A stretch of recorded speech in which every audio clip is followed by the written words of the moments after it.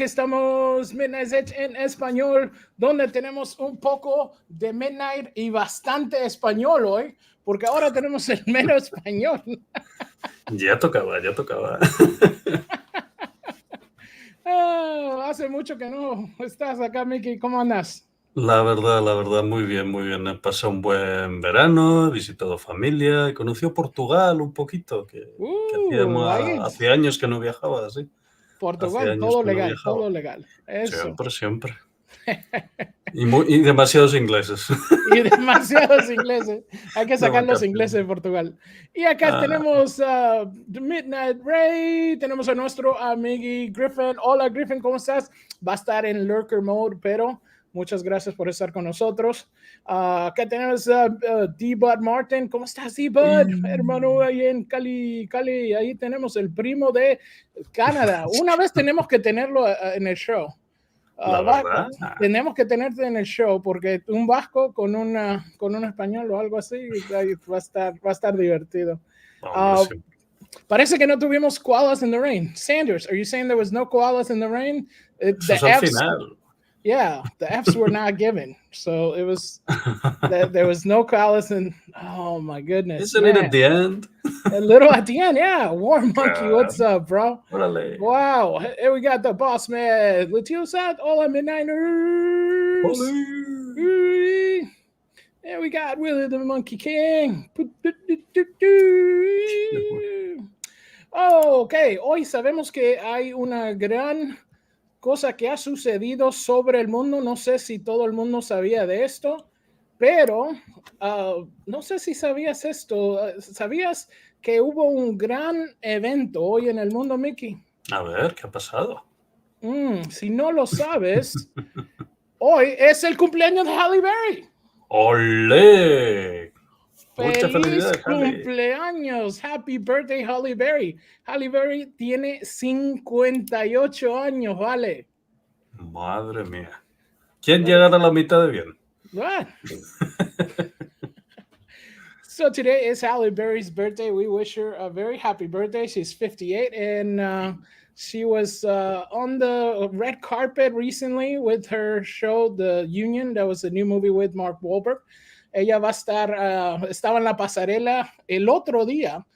Esto estaba en vivo del otro día en la pasarela de la película The Union que está con Mark Wahlberg. Y no se puede creer, en verdad, ¿no? Está súper bien, ¿eh? 58 años, ¿no? Ya. Es increíble. ¿Has visto este trailer, Mickey? ¿El de Agents of Fandom? O... The Union se llama. The Union. No. Estoy un poco perdido últimamente con Netflix, pero bueno, todo es bueno para enterarse. Ok. No sé si han visto esto, so maybe we're gonna check it out right now. So this is the trailer for The Union. Let's give it a shot here. See if you guys can see it.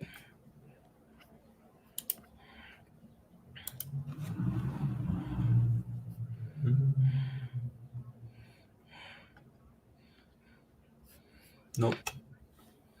Ahora no.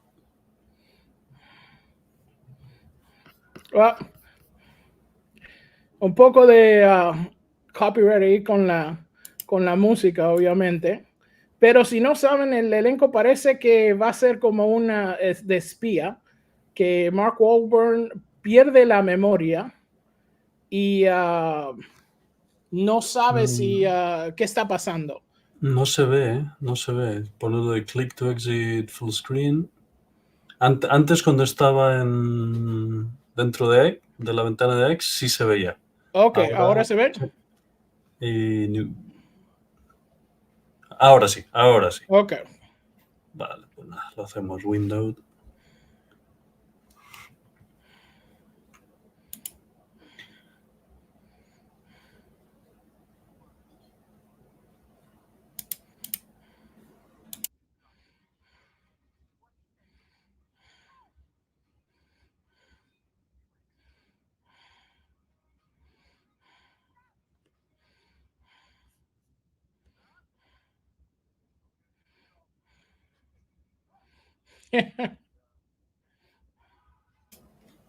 Oh, con la música.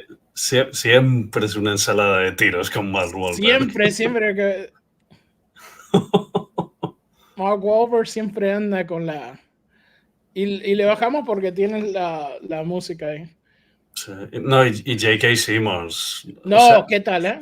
¿te puedes dar cuenta de que me cuesta pensar una película en la que participe Simmons y diga es mala o no me gusta? Hasta la de los alienígenas, esta, ¿te acuerdas? Que vivían, que salían de un iceberg ahí y tal. Eh, Esa, y esa creo que era la peor peli, no recuerdo, creo que era una de Amazon. En verdad, él siempre se pone en una Tiempo. película. O capaz que él también eleva la película, ¿no? Exacto, exacto. O sea, son esos secundarios sobre los que el cast puede confiar, ¿sabes? Sí. Ujú. Está muy bien Bueno, y esa es la tiene película. bastante buena pinta, ¿eh? Tiene bastante buena pinta, así de Sí. primer vistazo. Sí, no vean, hoy es el cumpleaños de Halle Berry. Esa es la película que está en elenco. Ahora está, parece que va a salir mañana, me parece, o pasado Un par de mañana. días, Sí, en un eso par es. de días en Netflix. So, check it out. Wow. Vamos a verla, vamos a verla. Vamos a verla, sí, porque parece que está bien interesante. Una cosa que estaba fascinante que están hablando ahora es de la pobrecita de la Blancanieves. Ay, Dios mío. Sí, no, ¿cómo, Milky? Porque Sí, tú, Blancanieves tú, es un amor, es un si amor. yo te digo boca chancla, ¿entiendes? Boca chancla es uno que habla y mete la pata. Pues Rachel Zegler es boca chancla. Porque tú haces una peli con una tía de un portento y una estatura y un caché como es Gal Gadot, que tiene la cosa de que es judía, de que ha hecho como casi todo el mundo en Israel el servicio militar. Y se te ocurre poner en X, en Twitter, venga, viva Palestina, Bueno, o no sé qué. O vamos a sea, estar con tío, eso, vamos a estar con eso. Ah, claro. porque en verdad se hizo como una cosa media rara. Si la gente no conoce lo que está pasando, obviamente la muchacha amiga de todo el mundo, la más dulce de todas, nuestra amiga y compatriota Rachel Singler, parece que han metido otra vez la pata en la boca y haciendo como un gafe. Y entonces lo que pasó es que estrenando en su nuevo trailer de Blancanieves, ella según estaba promoviendo en su Twitter y empezó a decir, hey, ¿por qué no ponemos un poco de política en la película de una muchachita bailando con unos pequeños como criaturas místicas ahora creo que son? Sí, Entonces, porque son todo menos enanos. Son todo sí, menos no enanos. sé, porque un enano arruinó para todos los enanos. Sí, maldito Dinklage, esta no te la perdonamos, Ok, Peter no vamos a Dinklage. hablar por Dinklage porque ahí empezamos se derrumba en todo porque sabemos que nadie es, no, bueno. Ahí está. Esto es porque esta chica, perdóname, si fuera mi prima, le digo, por favor, baja un poco la careta, no hables nada y estás tranquila. Pero no, esto está abajo del trailer. Vamos a hablar del trailer, porque el trailer tiene un montón de cosas. Pero ella, según dijo, qué buena idea de poner esto abajo del trailer de Disney, de una película de niños. So if you guys are not aware, this is what Miss Segler, our wonderful cousin, decided to put underneath her trailer for Snow White that came out. And it's like, yeah, that makes sense, right? So she put I love you so much. Thank you for the love and 120 million views. We'll talk about the views in a second.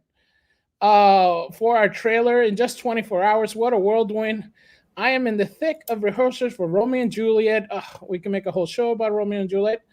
And as always, remember, free Palestine. Now, as Milky was saying, remember that Gal Gadot, her co-star, not only is from Israel, she served in the Israel army, like most people from Israel have to do. It's mandatory. So it started fue como un diluvio en todas partes, no nada más en Twitter, pero también en Instagram. Voy a ver si se puede ver esto. Voy a ver, vamos a ver si aprendo el Interflex hoy. Estoy aprendiendo el Interflex y acá, si esto ves, esto es el Instagram. This is her Instagram, and that was the other day. So if you check it out, lo que está hablando, que quién es la más linda de todos, como digamos, ¿no? Who's the fairest of them all? Uf, no le fue tan bien en los comentarios. Porque ahí vemos, Gal is the fairest. When the evil queen looks better than Snow White. Not even the fairest in the room. Ain't Rachel profiling? How is she working with Gal Gadot? Bro, it's not the fairest. The man who can pay for every hour is standing in the dress. Is that considered the fairest? Didn't you almost derail the movie? Suddenly you look so evil. Major flop. Can the haters redirect the energy? The trailer is over 2 million views. They're all from me, I fear. The perfect Snow White. Ahí están los simps. Pero si ven esto estaba lleno, pero iba a agarrar el de Twitter, pero sería demasiado asesinato. Sí, porque el Twitter, no sé si lo viste, el Twitter, el Twitter estaba... Mira, Twitter en el roast es el barbecue completo. Sí. Es decir, no dejas ni el carbón ya directamente, la quemas hasta que no quede nada. Pues así es Twitter. Sí.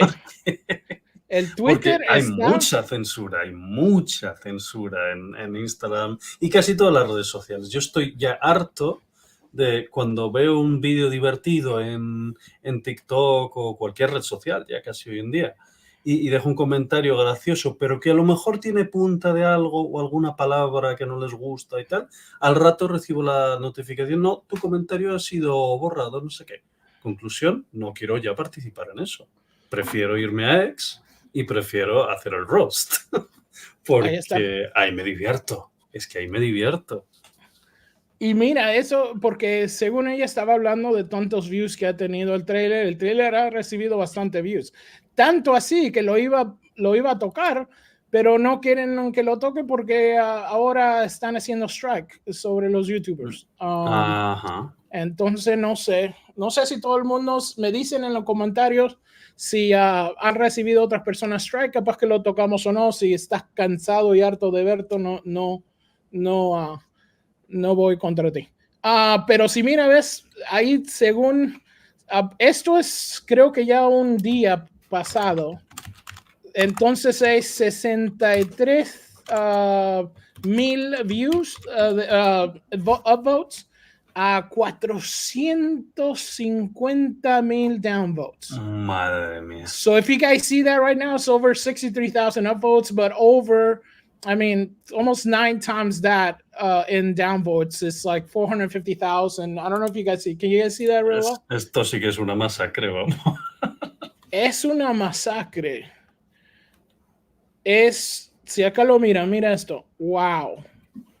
Wow.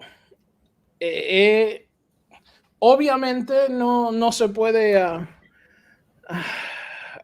no, eso es lo que no entiendo, porque es tan linda chica, ¿por qué no? La belleza no lo es todo. La belleza no lo es todo. Hay gente muy guapa y que no tiene nada en la cabeza y que le llega el primer publicista o agente y tú pon esto, que van a hablar mucho de ti. Sí. O sea, pero animal, que me estás arruinando la reputación. Porque te digo una cosa, yo no creo en ningún momento que esta gente piense, o sea, les pones en un mapa y no encuentran Palestina. No lo encuentro porque no saben de qué están hablando, son artistas, son gente que no está para estas cosas. Entonces, hago el discurso del Golden Globe de Ricky Gervais, digo, cuando te den un premio, sube, da las gracias y vete. Nadie le importan tus discursitos de moral que ni siquiera tú te crees. O sea, no, y es así, en total. y es la enfermedad de Hollywood. Es la enfermedad de Hollywood, básicamente.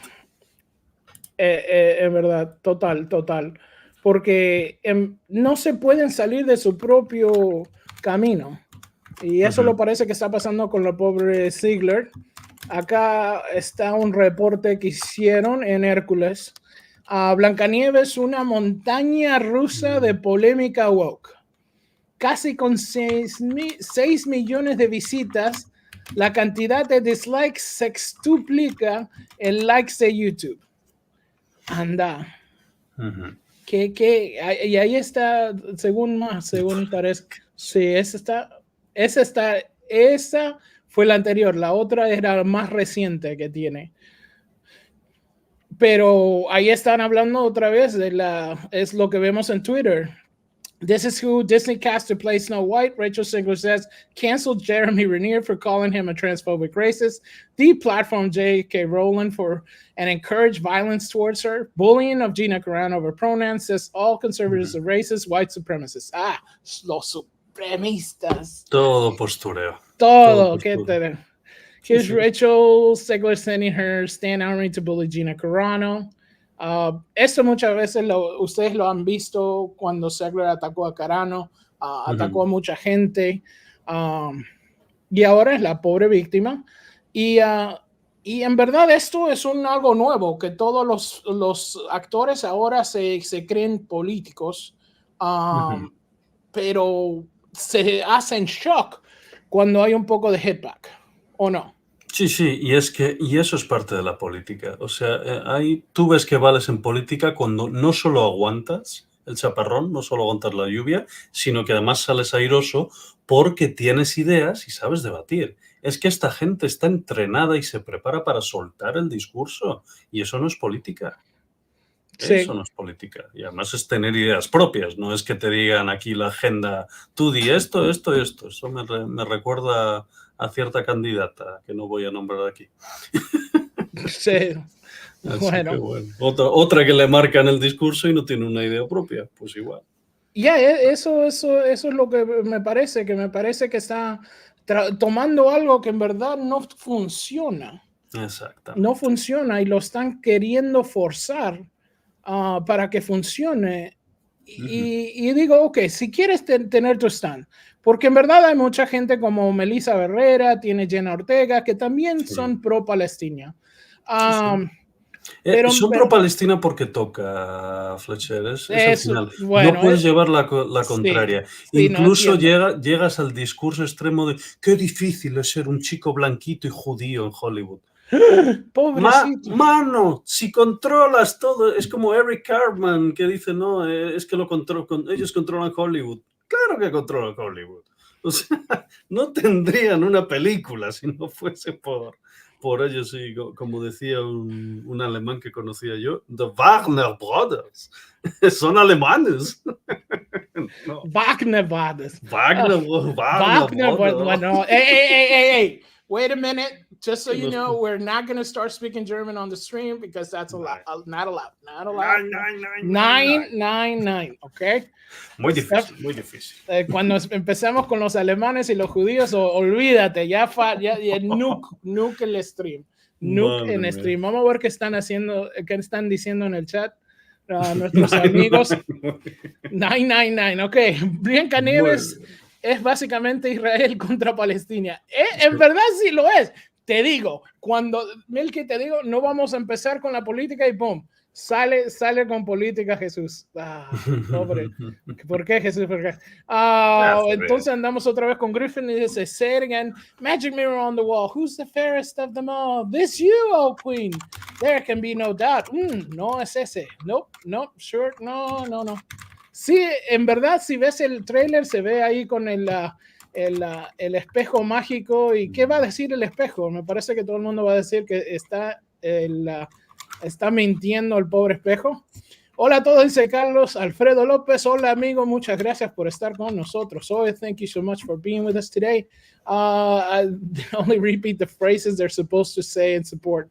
Yeah, es como tienen un guión y eso es lo que dicen. Van a decir nada más, van a decir nada más, 9. Non-sprechen Sie Deutsch now. Mit einer Set Español. Nos matan. Pero hoy estamos, bueno. Estamos de buen humor hoy estamos de buen humor. Obviamente, desde el cumpleaños de Halle Berry, ¿no? Exacto. Y no se olviden, después en una horita iba a venir Alaric, el gran director de la nueva película. Es un estilo como estilo luchador y él encontró bastantes cosas que vamos a descubrir después de su gran película sobre un director como digamos que se ha perdido ciertas de sus obras, pero no vamos a decir más. Ok, vamos a hablar de nuestra prima Segler, que obviamente ha cancelado varias gente. Ahora, ¿tú dirías que está sido cancelado? Porque está trabajando por todas partes. Obviamente no está sido cancelada. Ella canceló, pero no ha cancelado. Ella no fue cancelada para nada. A ver lo que le dura, porque la fama es efímera y cuando andas tocando las narices, todavía más efímera. No. Y si acuerdan esta es la gran.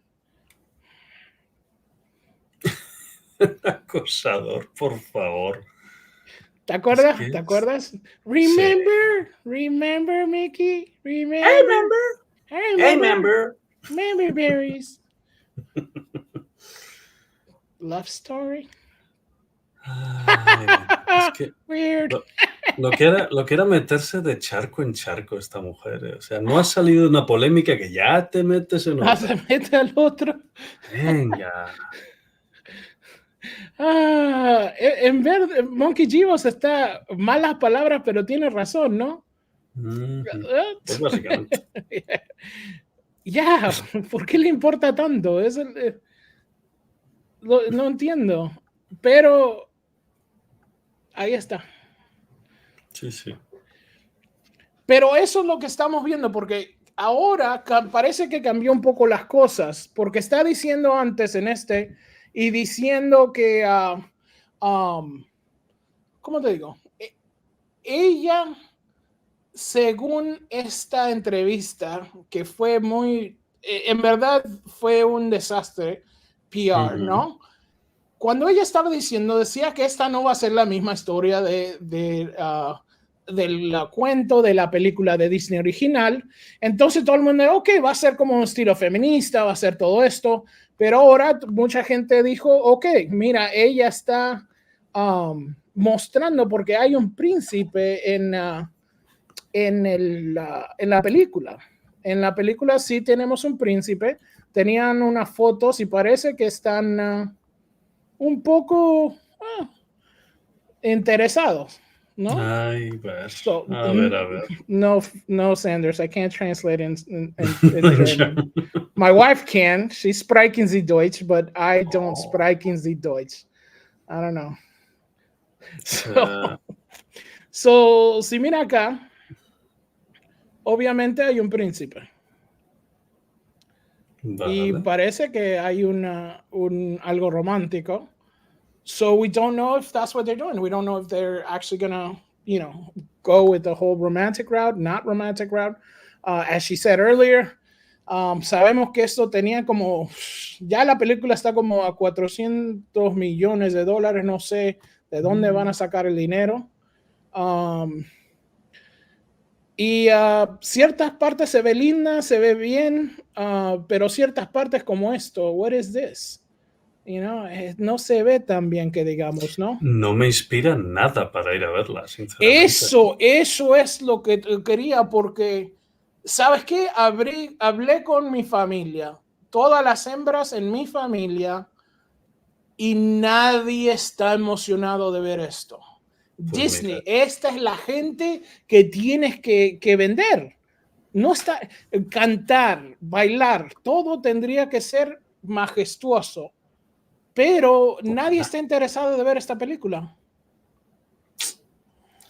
se va a dar un batacazo en taquilla que yo no sé. Está siendo un año así, como dicen, regulinchi para el cine, porque a mí menos Deadpool es que no se me ocurre ninguna película que haya de verdad sido un éxito muy claro, ¿no? Pero Pero espérame, bueno, que vamos a ver el trailer de Craven en un rato. a ver qué tal, a ver va, a qué estar, tal, sí. va a estar emocionado. Pero si Nada, vemos cine así como ahí, que se ve más o menos, pero está raro, como se ve raro. No es como, sí, digamos, que algo. ¿verdad? Mucho CGI a lo mejor. Sí, y no usar gente pequeña fue un poco raro. Ya. Bueno, no vamos a hablar de Dinklage otra vez, pero si ves como las escenas, ciertas escenas como esta se ve linda.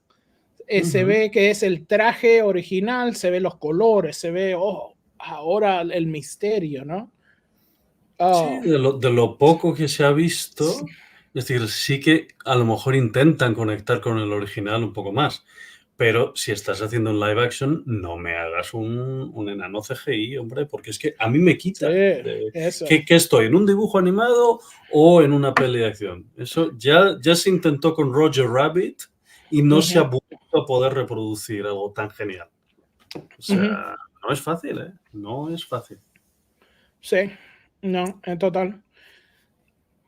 Pero, ¿qué piensan ustedes? ¿Piensan que la Rachel Zegler va a poder estar, uh, como digamos, de elenco especial o no?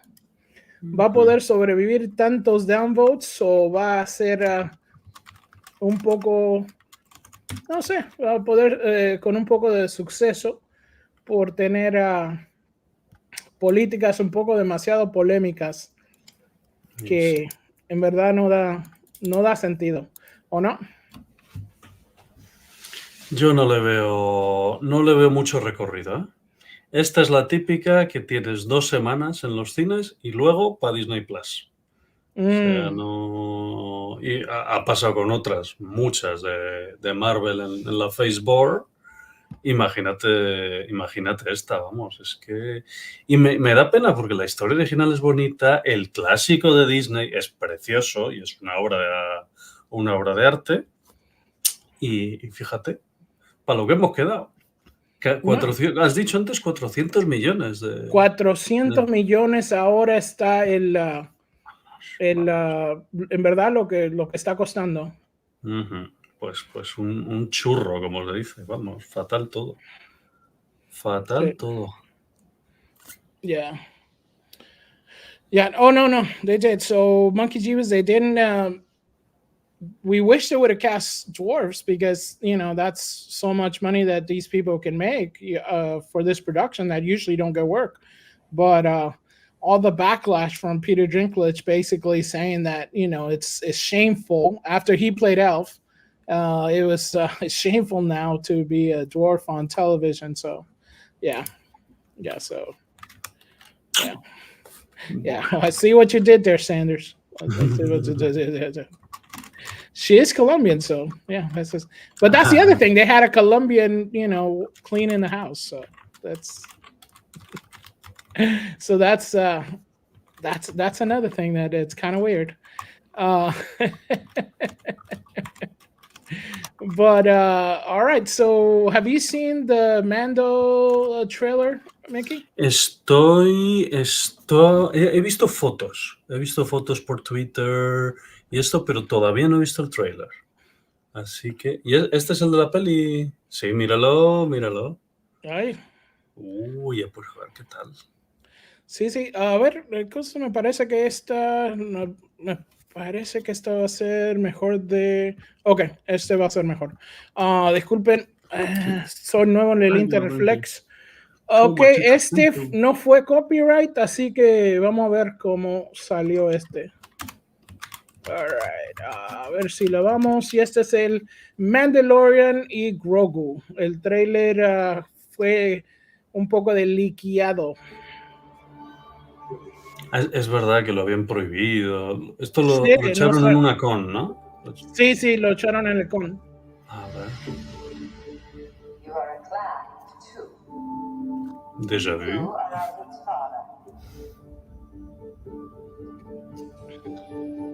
This youngling is my apprentice. I'm a bounty hunter by trade.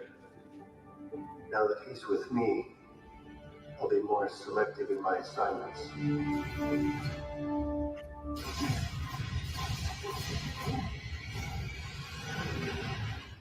Good luck.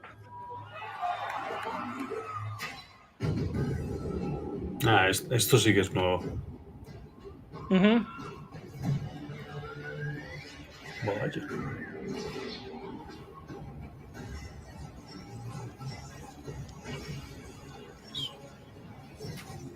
El Imperio no tiene otros droides, que el camioncito. No. Oh, este Walker mola. Epa.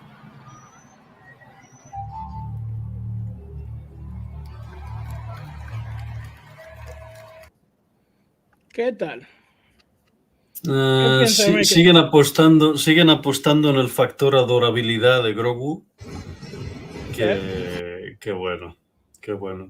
Por un lado entiendo que ya suena refrito completamente, pero es el que te va a traer al público femenino, como trajo al público femenino originalmente a Mandalorian. ¿Qué es ese bichito? Claro. Y efectivamente. No, pero ves, tienen las member berries ahí. Remember they had to dance. Remember Chewbacca. Pues así ¿Qué piensan ustedes? Que esta es una cosa que es medio trailer, Sí, medio trailer, porque es que si la mitad de las imágenes son recicladas de la serie. Son recicladas de la serie, pero también no te olvidan, esto es todo para los normies. Esto es para la gente que no, en verdad no son totalmente fan de todo eso, aunque hay cosas para los fans. Ahora, pero según las teorías, esto va a ir para un universo Mando, ¿no? Porque lo que quieren hacer es hacerle Star Wars, pero hacer Star Wars para la como digamos, como los Avengers, ¿no?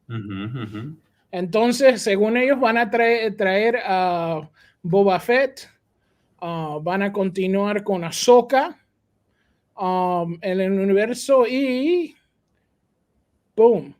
Según mucha gente, van a traer de vuelta Han Luke en Lea. Uy, qué peligroso es eso. Ajá. Qué peligroso es eso. Ajá.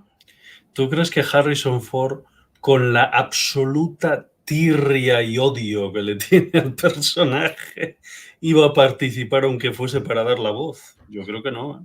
No, y si que no sea, lo van a hacer un recast o cualquier cosa. Sí. A ver, es la solución tradicional a estos problemas. Marvel no ha querido hacerlo con Black Panther y me parecía totalmente lógico y justificado. En este caso también.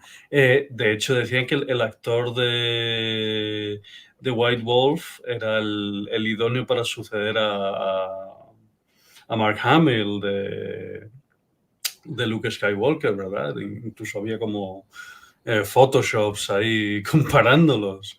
Y claro, Leia, pues por motivos evidentes, porque Carrie Fisher se murió, te está pidiendo un recast. Eso en el caso que quieras incluirlos, Y eso puede ser una apuesta muy arriesgada para Disney y conociéndoles no lo harán, porque ellos no quieren lo arriesgado, quieren ir a lo seguro, quieren hacer banca fácil y no quieren arriesgar, creo yo. Y en la situación en la que están ahora mismo, que no sabes por dónde te van a salir, pues yo me lo pensaría muchísimo antes de hacer una maniobra tan arriesgada. Sobre todo porque te hace la galaxia tan far, far away muy pequeña. O sea, te das cuenta, siempre son los mismos planetas, es Tatooine, es Coruscant, y es una galaxia en el universo expandido gigantesca. O sea, son miles y miles de mundos, habitados todos. O sea ¿Y por qué no hay otra gente? Es todo... Claro. Pero eso es una de las gran críticas del Acolyte, porque parece que están tan pequeños en el universo cuando debe ser tan grande.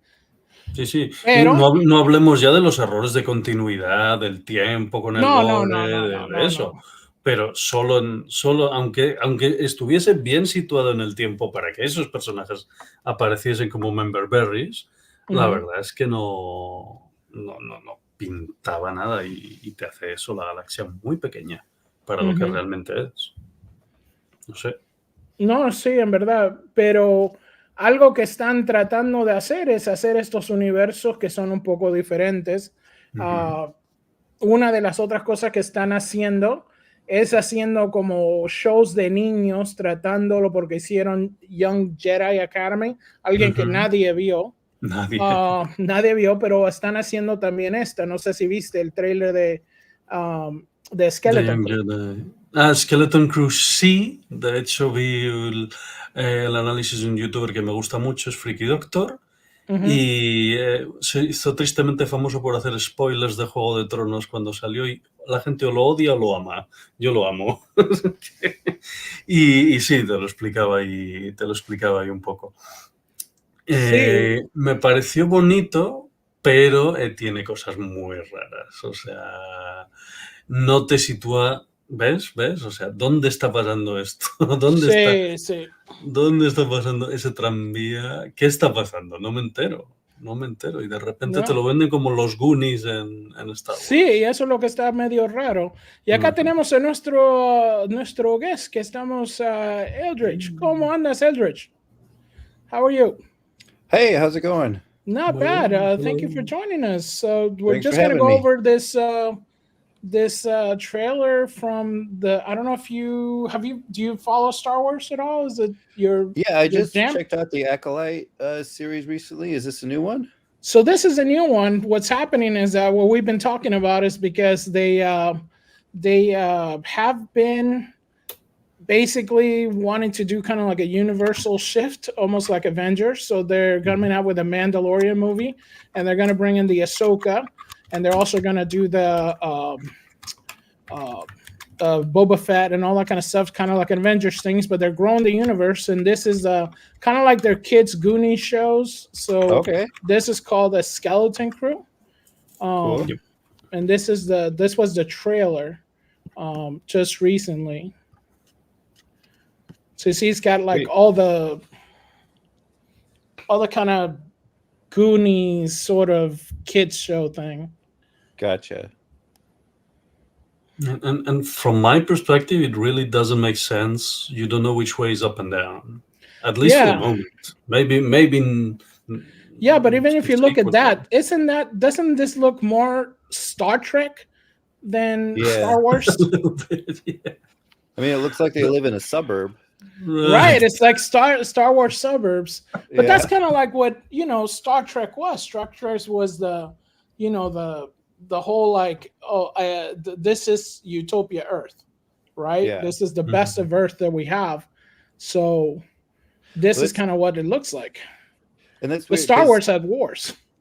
Yeah, because to me the super nerds would always say that Star Wars is science fantasy and Star Trek is science fiction because it's based around Earth. So the fact that they're kind of bleeding into it's kind of weird. Oh yeah. That was, I remember when they started that. Now it's everything's so mixed up, especially with Star Trek doing like alternate universe and stuff like that. You're like, where are we? Definitely we're not gonna get Milky Door. We're not gonna go down that rabbit hole. No. Yeah, but it does. We finally got aliens back in Star Wars, so that's a good thing. Nice. You know, it looks cute. It's very they're gonna try to sell a lot of money with those jackets, and trying to sell those toys. Yeah, it's totally suburbia. When is it supposed to come out? So this is supposed to be December 3rd on Disney 3rd. Plus. Yeah. Okay. So of course they got a data girl. Oh, Looks like they do. Data. So It's a LaForge. Yes, You're the it's- LaForge. Yeah. the Force, yeah. They're totally So there's ripping more them crossover. Yeah. It's like Oh, no.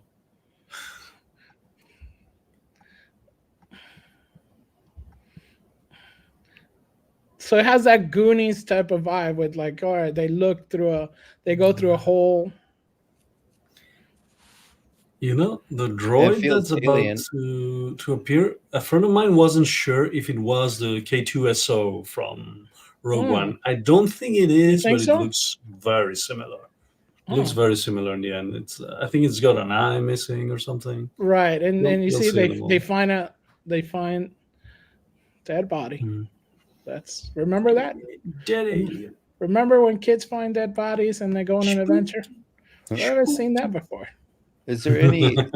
Are there any lightsabers in this group? Supposedly Jude Law is gonna be Yeah. in it, Oh. and he's like a Force user is what they call him now, I guess. Okay. So we don't. I think that's the droid. Yeah. Jedi's that's the not droid. PC anymore.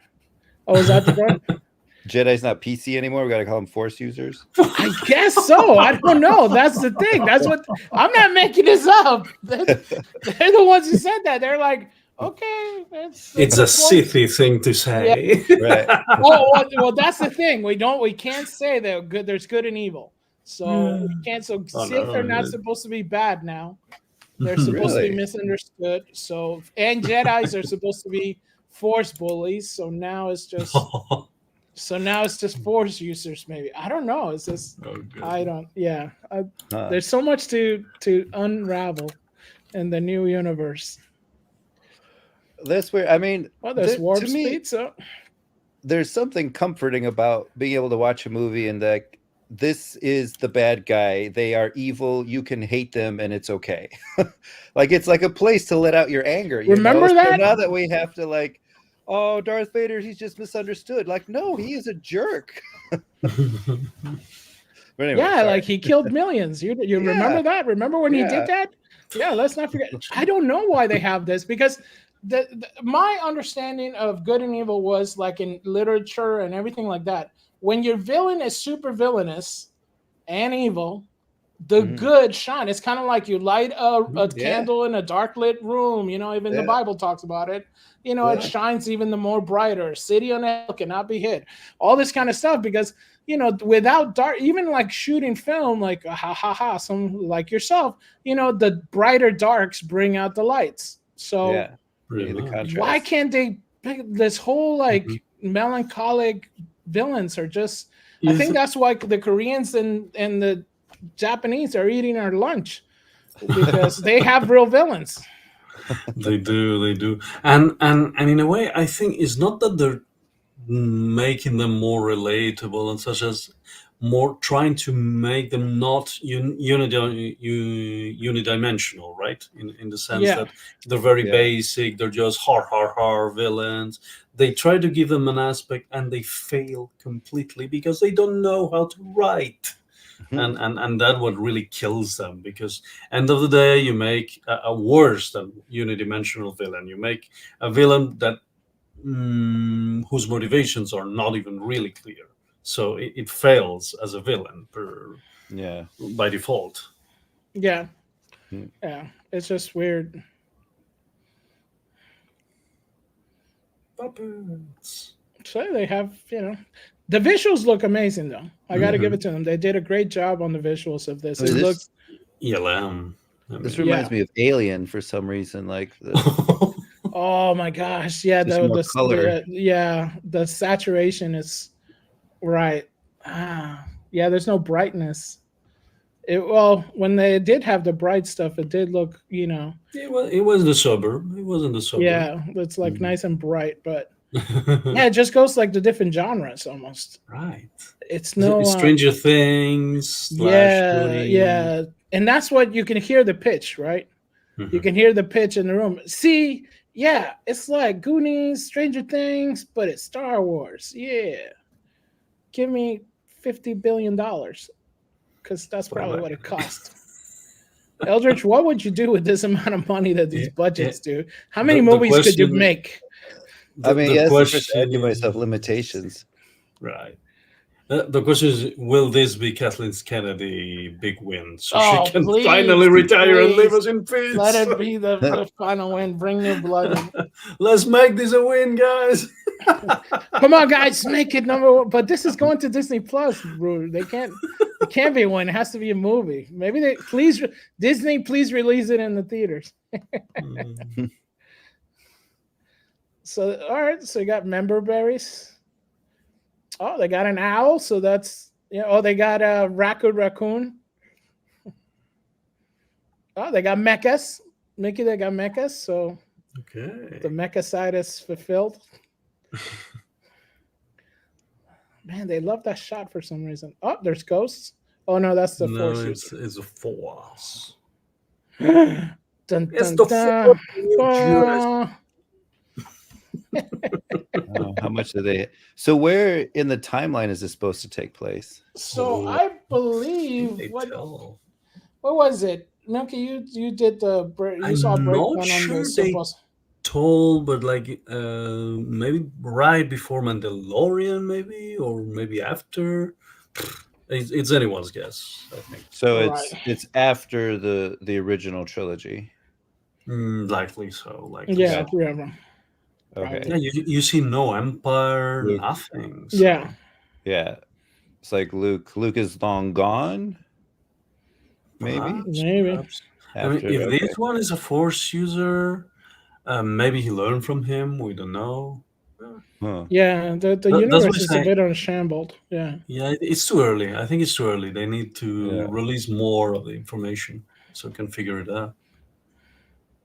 But boom, that was Skeleton Crew. Aren't you excited?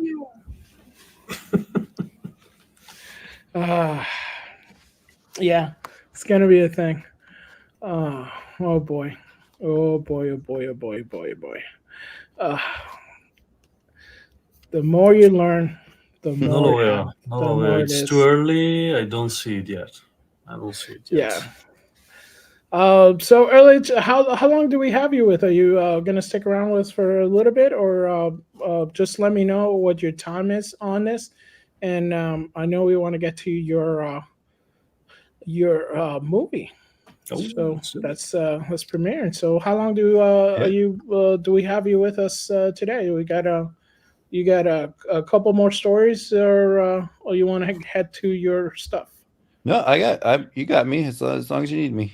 Boom. That's what I love to hear. Oh boy. So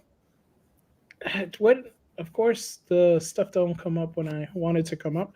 But something that was interesting, algo que en verdad se salió, que a mí me gusta, que está un poco fascinante, que obviamente a nadie le importa, pero a mí sí, es que James Wan está haciendo un film de Creature from the Black Lagoon para Universals. Y en verdad, a mí me encanta. La criatura de la Laguna Negra, para mí fue una de esas películas que me encantó como niño. Wow. What do you guys think? Is this something that is going to get the attention of people? I mean, James Wan has been getting a few hits here. All right. Yeah, I'll see this. Yeah, and I mean, especially Alaric, your movie surrounds some luchador movies, and they did have a similar Creature from the Black Lagoon. I don't know if you guys know. I think it was El Santo de Mil Máscaras contra los Monstruos. It was an older El Santo movie. And it was one of those Santa movies that was paced together with another movie to make it a little bit longer. And he fought basically a Creature from the Black Lagoon, but they called him the Cyclops. So it was a Cool. Cyclops that acted like the creature from the Black Lagoon.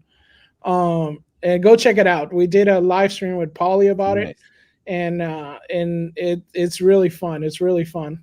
So I guess James Wan wants to direct his under this new banner that he has called Atomic Monster with Blumhouse. So if this gets out there, it's going to be one of those things where it's like anything else. Nothing can be just one movie, right? Yeah. Everything has to be tied into a whole thing, and everything's got to be together. So this is no different. This is going to be something tied together with his Atomic Monster banner. So they learned that he's going to do, I guess, the first one from this Universal Monster style is going to be Creature from the Black Lagoon, which is interesting to do. If you guys remember, they did do this something similar. Remember, they had the Mummy with Tom Cruise. Tom Cruise. Mm-hmm. And they were going to tie that in. They tied it into the Mummy films in a way. Mm-hmm. And then they were in that movie. They did have, I think, Val Helsing. I forgot who was played by him, but they had Rebel Moon girl doing the Mummy. And that didn't really go well. And it was supposed to be all tied together with, there's this Frankenstein, there's going to be a Dracula. So all the original creatures. I was just saying, I heard that, they were going to try to bring all the original Universal monsters back and do, crossovers and a whole, monster universe. But it seemed to kind of, peter out a little bit.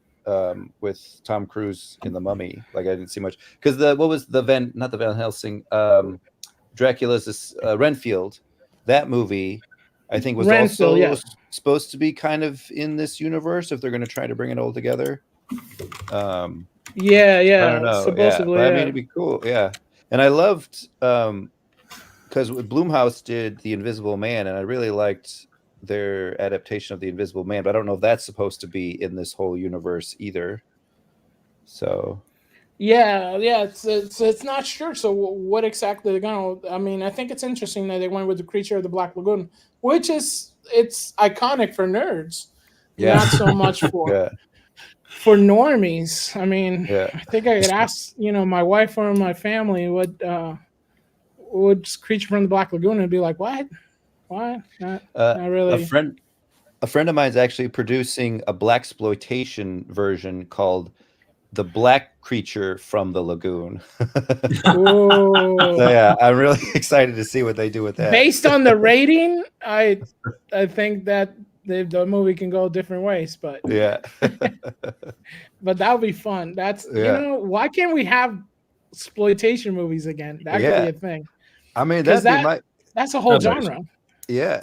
I mean, you were talking about, the old El Santo movies. It's like, I would do anything to direct a modern luchador movie. Like, I think that would be so awesome. Like, a luchador battling some monsters, like, be so fun. Yeah.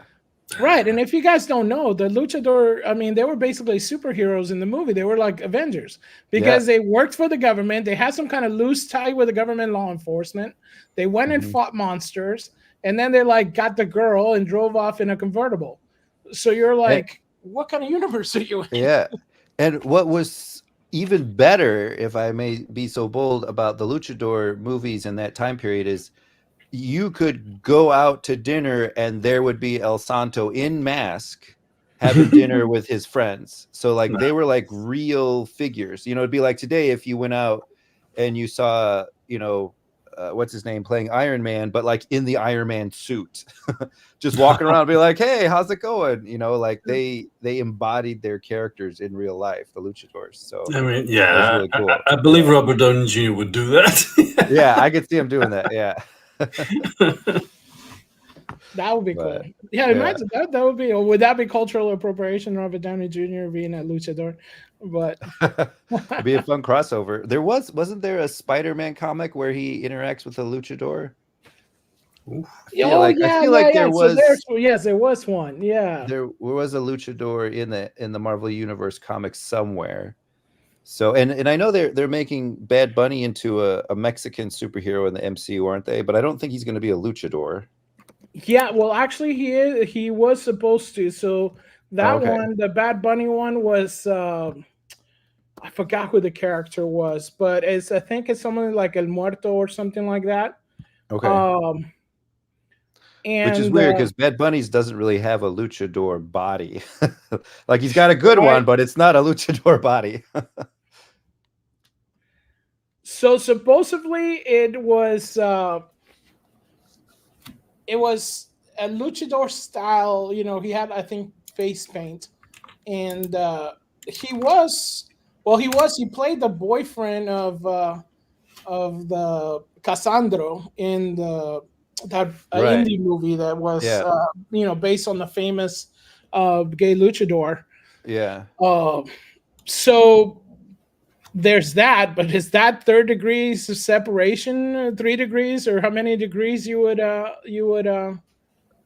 want to say from being allowed to be separated and kind of put back together? I don't know. It just it doesn't really make sense if they do that, but we'll see. It's one of those things. I think one of the trailers that came out was Craven, and we're gonna check it out in a little bit. Okay, yeah. Because that has that style of that Sony. I don't really care what Marvel's doing, which it makes sense at one sense, and in the other it doesn't, because what are you connected to? What exactly are you trying to create? But okay, so James Wan developing this for Universal. I do think it's a cool thing if they do come up with somebody. James Wan is pretty hot right now. He's coming out of some wins. He's a good director. He's able to catch the side guys of whatever thing is happening at the moment. So it looks like it could be something fun. ¿Qué piensan ustedes? Díganos en los comentarios qué piensan de esta combinación, ¿no? James Wan con la criatura de la Laguna Negra. Pero hablando de otra Laguna Negra, va a ser esto que es como digamos Craven. All right. Oh, so Mickey, what you have? Pues mira, te encontré el enlace de... pero es un what if realmente, es un Spider-Man luchador. Lo que pasa es que era un what if. No sé si eso es exactamente canon, la verdad. Me he marcado un Jamie de Joe Rogan. Te lo he encontrado, pero no sé si está muy relacionado, la verdad. Así que ¿Y a dónde está? ¿Está abajo? O... Te lo puse en el chat de StreamYard, pero vamos, no es gran cosa. Es una página wiki de esto y sale el dibujo de sale el luchador de Spider-Man. Gracias. Ok. Y vamos a ver esto que digamos va a ser el trailer de Craven. Yes. Lo vamos a ver. Y esa fue una sorpresa para mí porque Taylor en verdad ha crecido como actor de elenco, parece, ¿no? Y es algo sorprendente para mí porque cuando hizo Kick-Ass, cuando hizo todas esas cosas, pero cuando estaba en Bullet Train, ahora están hablando diciendo que capaz que va a ser estilo James Bond, ¿no? Pero ahora salió con Craven. Y en verdad, quién sabe dónde está el universo de esta película, porque está por todas partes. Tenemos el universo Venom, tenemos el universo, ahora va a ser universo Craven, y a dónde está el universo de Morphine, ¿cómo se llamaba? Milky, ¿cómo se llamaba el Morphine Time? Morpheus. Morpheus, yeah. Yo no me complicaría la vida. Yo que ellos haría todo historias completamente aparte, porque si no, ya has visto el lío que se vuelve Marvel después de décadas de cómics. Tierra tal, tierra número tal. Lo hemos visto en Deadpool hace poco riéndose de todos los universos. Es decir, es extraordinariamente e innecesariamente complicado. No es tan difícil contar una historia simple. Y a ver si con esto van por Bueno, ahí. pensarías, ¿no? Pensarías. Vamos, digo yo.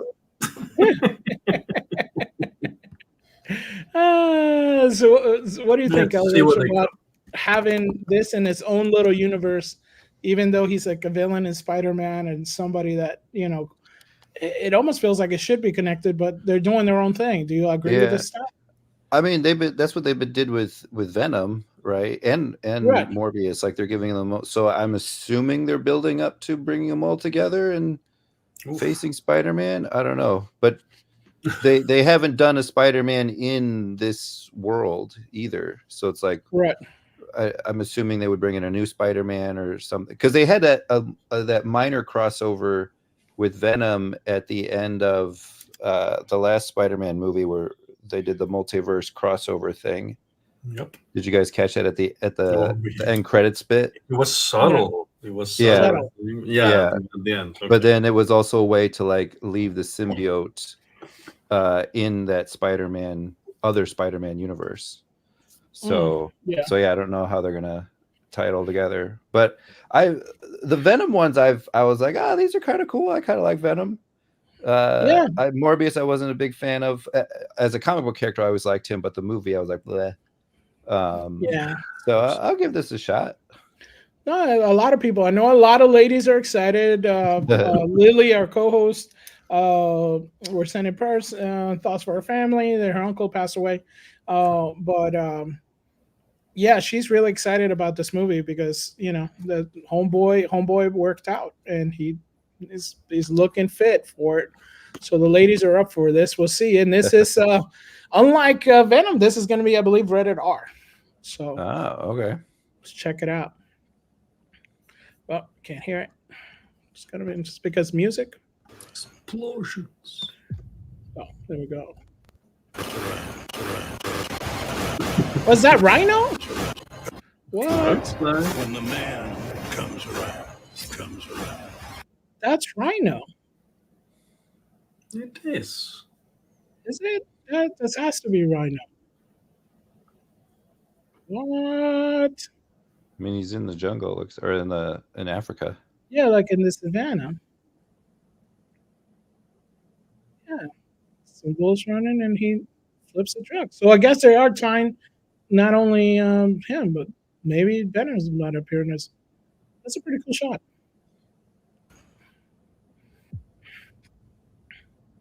My son. Slavic country. Yeah, I'm totally Russians.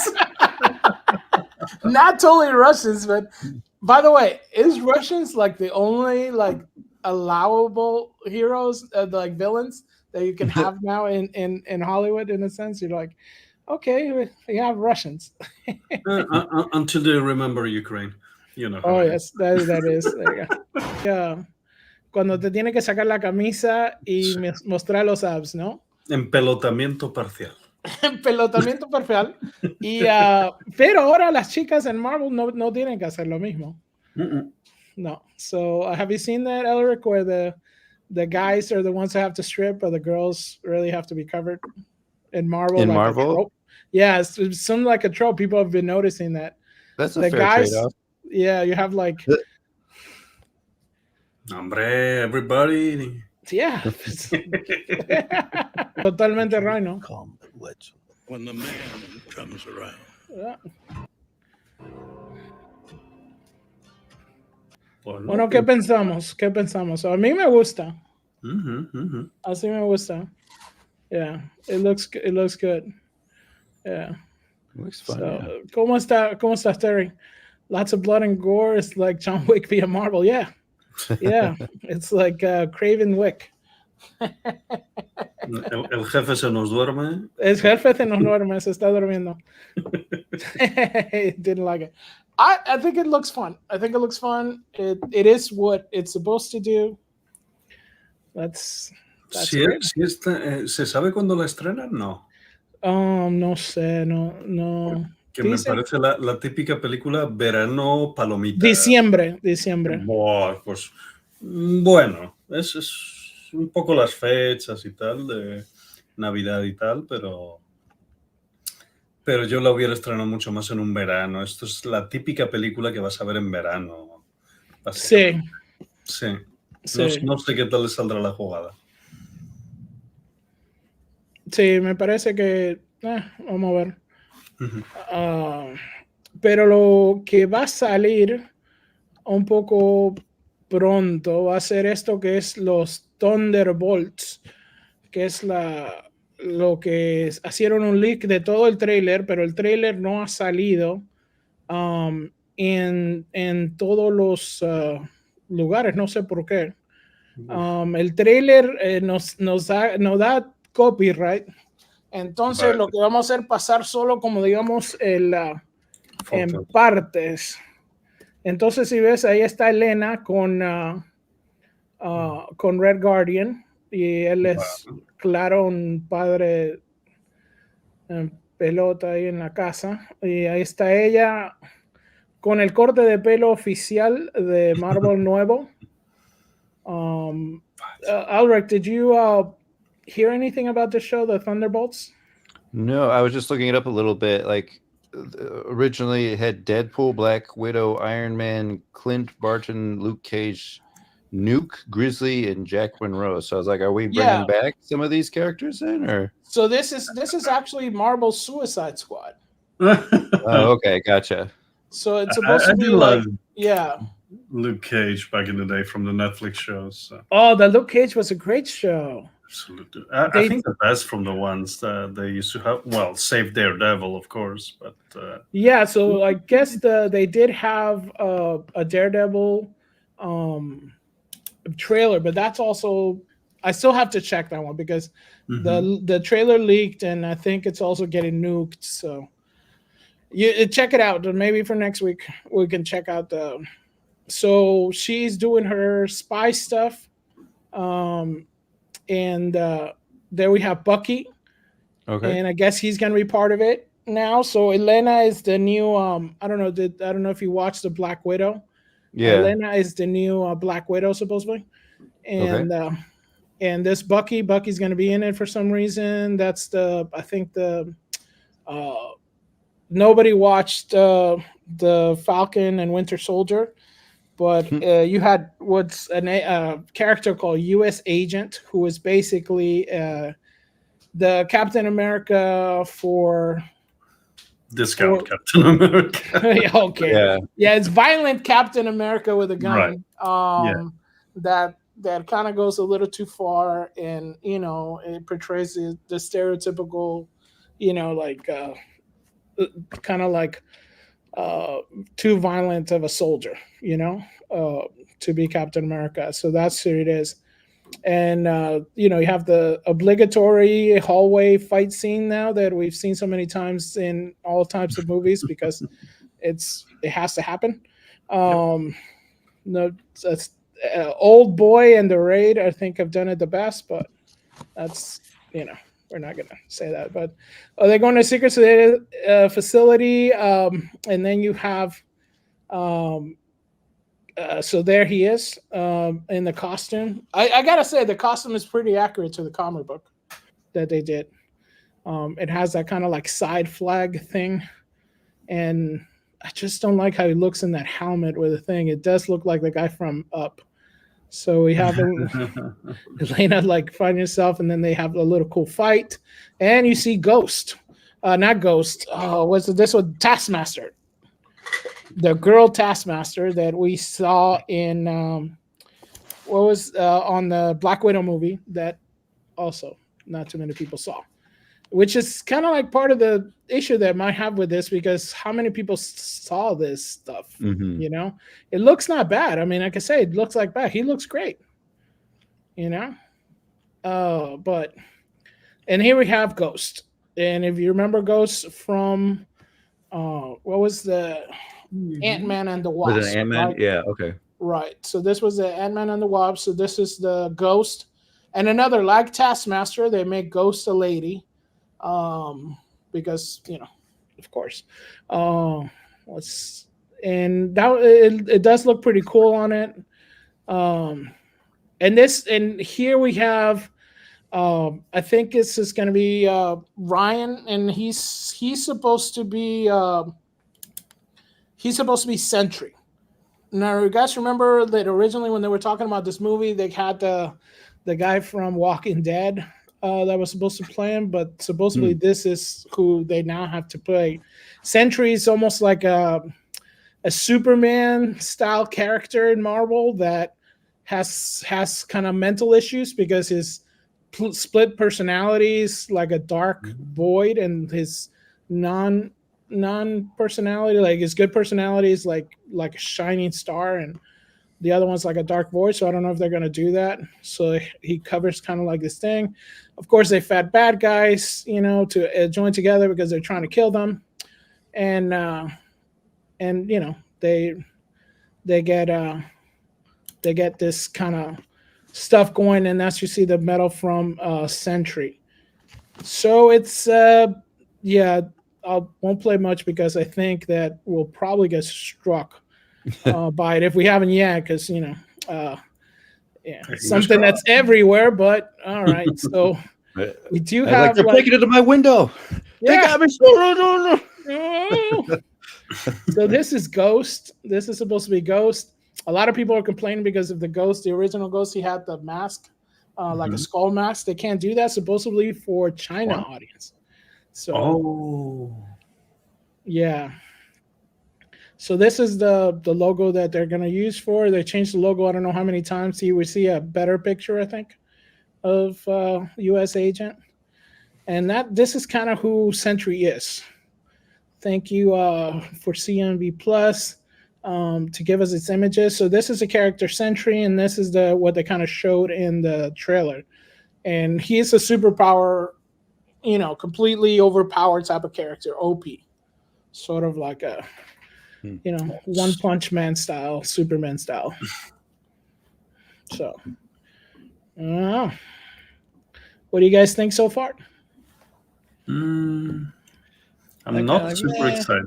Yeah, I mean, there's like no one character in there that I can like grab onto and be like, all right, like so many of them are like side characters that we haven't really got to know much. So yeah, they need something sparkly to bring us in. Yeah, that's the issue. I don't feel like they do have that sparkly character that we kind of need to bring us in, to tie us all together. So I do think that they kind of, I'm with Jesus on that. Jesus, what's up, man? He's like crickets. Yeah, it's kind of weird. The trailer did look pretty cool, but I don't know how much of it are we gonna be able to make it Care about. up. Yeah, Sentry is Marvel's blatant Superman ripoff. It is Superman ripoff with like a dual personality. So because he becomes Void, and Void it's kind of like a dark Superman. So it's almost like if you got like what was it, Red Earth Superman and Superman, but in the same body where they turn in each other. That's Sentry. So yeah, that could go really right or really wrong for Marvel. I think. I don't know how much we can trust them. Yeah. They didn't do any good setup for the audience tickers. Yeah, that's the thing. We don't know a lot of these characters. Are they gonna do a Guardians of the Galaxy? Welcome to the characters. They're so awesome. Maybe. The trailer does look good. I can tell you guys, the trailer did look good, and I was like, okay. The trailer did look pretty good, and I was like, okay, cool. Let's see what it does. And I'm excited for people to see the trailer. If you can check it out right now, I think a lot of people got it up on X. I tried to put it up, but it was like, no way. YouTube was like, let's play it safe. Yeah.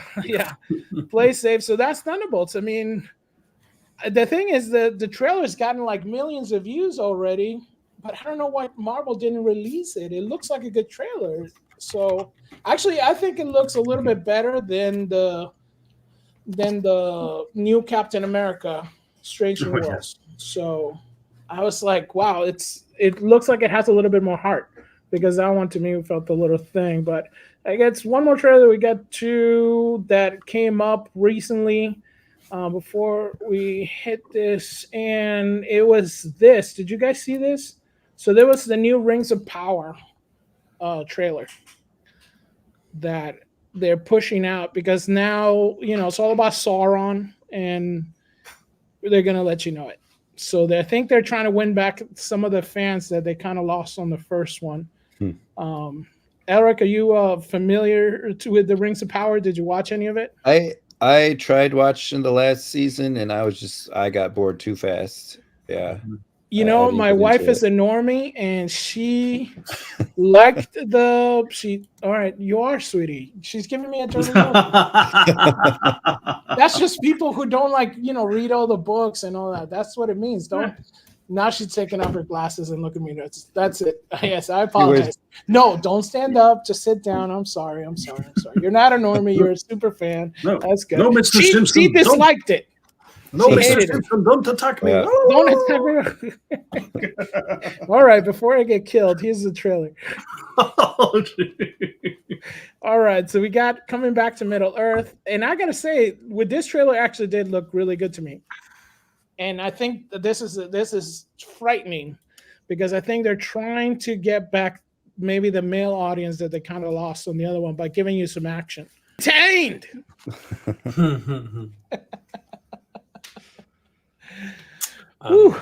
After season 1, I think there's very little to pick up, and they went down in so many storylines that got nowhere. So I don't know how they're going to pick up and how to try to get people interested again.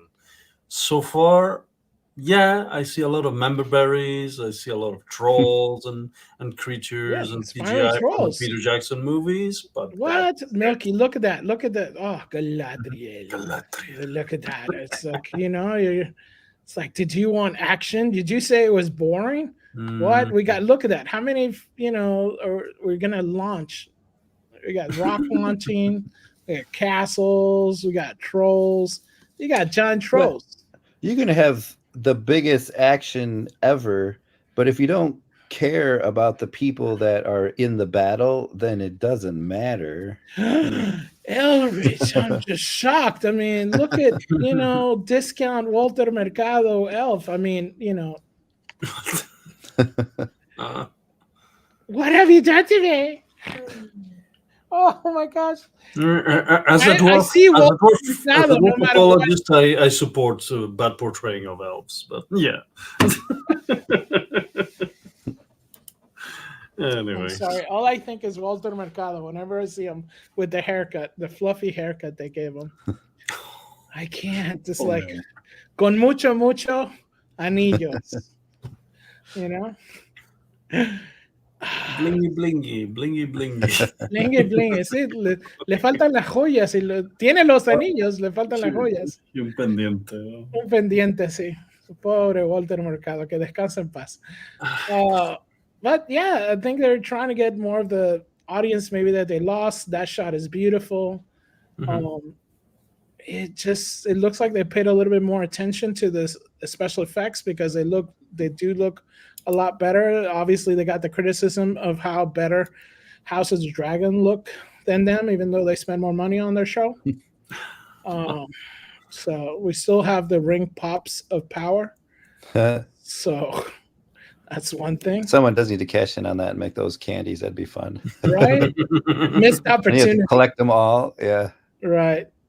So, yeah, so the cinematography looks a little better. That, it's, good guys never look back at explosion. Now bad guys don't look back at explosion because, of course, remember when the good guys... Because they set them in motion. A bit like the Joker in the Nolan movies. Right? No, that's not okay. Shh. Don't make the obvious connection that he's the Joker. Duh. Not supposed to get that. It's art. It's art. Yeah. So it's very interesting that they do have those connections. They are making all these kind of things where it's like, okay, yeah, this is going to be very much like this. This is going to be very much like that. You guys love Gladiator, right? Oh, we got Gladiator. You like The new Gladiator? yes, like they have the catapults and the so yeah, that's Rings of Power. What do you guys think? Is it going to be the best thing ever? Best season ever. Best season ever? Yeah, I strike. The guy cried is me after the. Yes. Too much PTSD after the Too end of much Thrones. PTSD. Yeah. we cling to the memes. We do.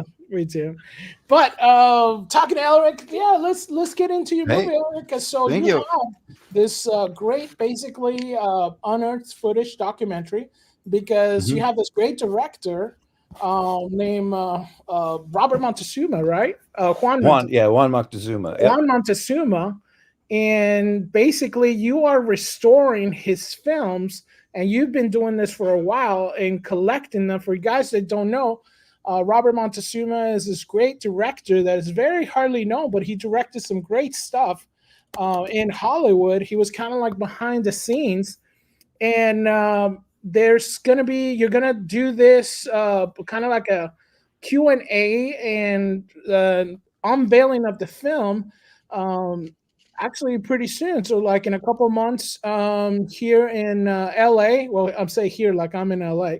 Well, you're welcome to come on out. and we are looking into trying to do something in Chicago, maybe in the winter or something like that. Awesome. Yeah, so we'll bring it there. Yeah, that'd be so awesome because I would really like to check it out. Yeah. Let me bring up your site here. And I gotta start saying so much. So this is the poster for your screening. And you've been doing all this hard work for so long, basically unearthing all these movies that are classics by now of horror and lucha. Yeah. And you're putting them together, and it's a mystery because we don't know what happened to him, right? We have like a bit of a disagreement with someone in the industry, and he went missing. I don't know much about it. I didn't want to read too much on it because I wanted to get it from you, so first-hand account. So, sweet. Thank you. Yeah. Can you tell us a little bit about it? Yeah. So Moctezuma, he was born in the 30s in Mexico in the state of Michoacan.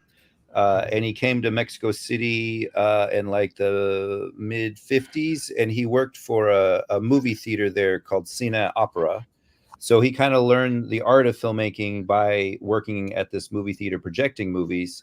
And then he learned the craft of filmmaking by sneaking onto movie sets. There's some believe that he actually snuck on some Cantinflas sets to learn how to make his movies. Yeah.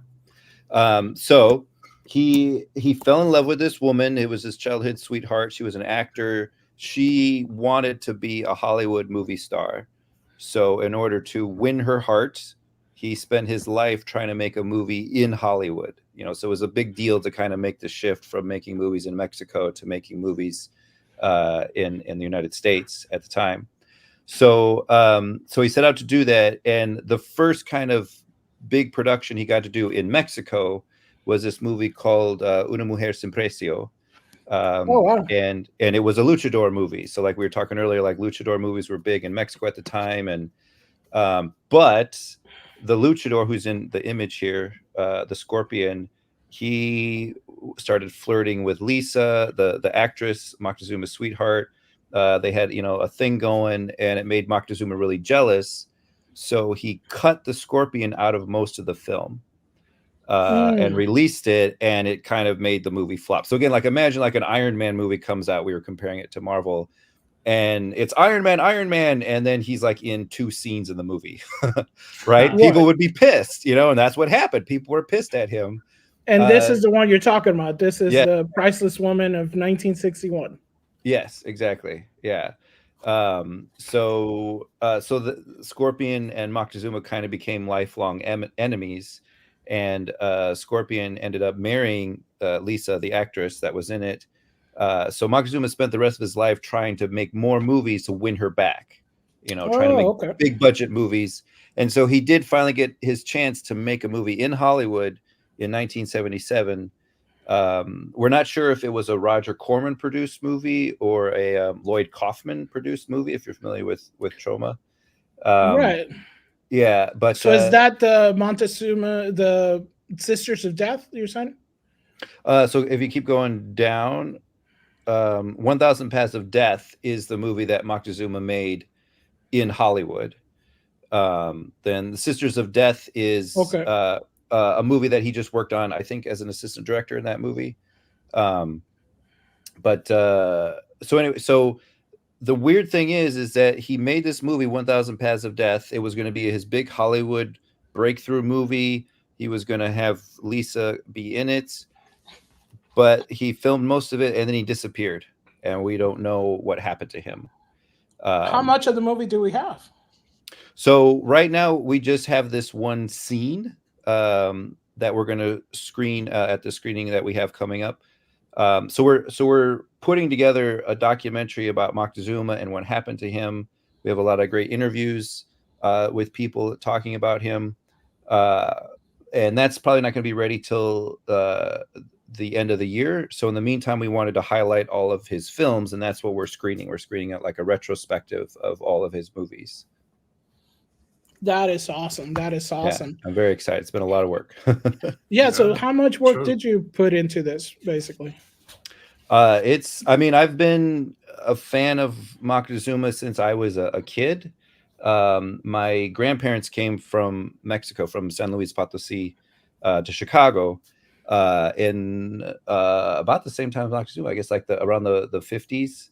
And so they came to the States and they decided to kind of suppress all of their Mexican culture because they were afraid of, racism or being called out or whatever. They wanted to be all American. And so because of that, I didn't learn Spanish. I'm still trying to learn Spanish. And a lot of Mexican culture didn't get passed down to my parents or my aunts and uncles or to me. But this one thing was I remember vividly when I was a kid, my grandfather would pull out this VHS tape of Una Mujer Sin Precio, and we would watch it together. And it was like the one thing that I did with my Mexican grandfather that was Mexican.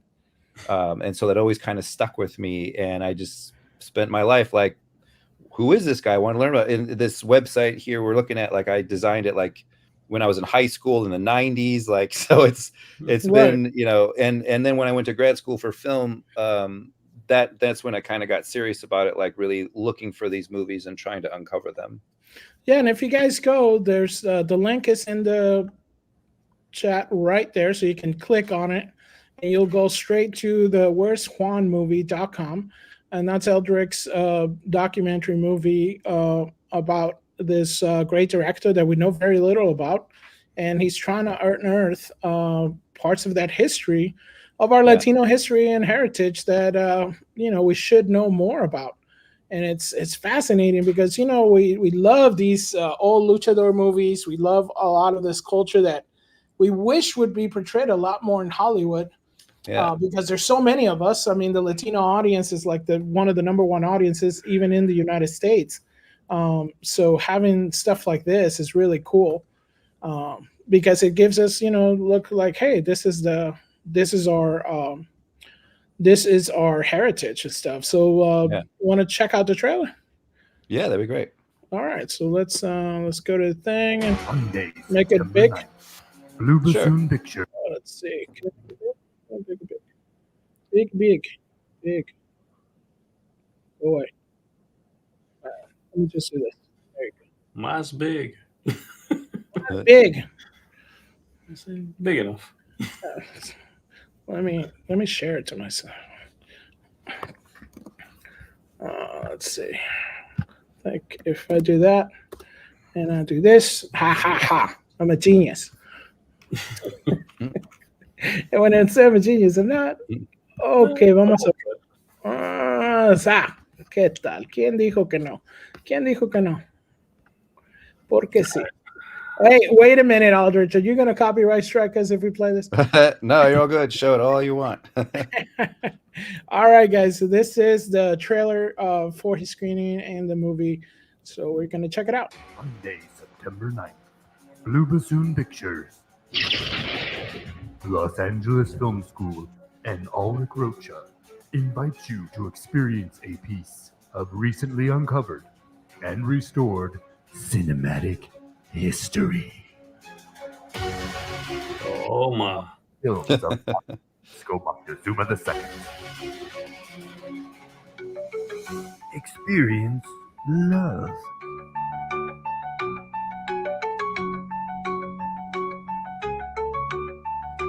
Experience blood.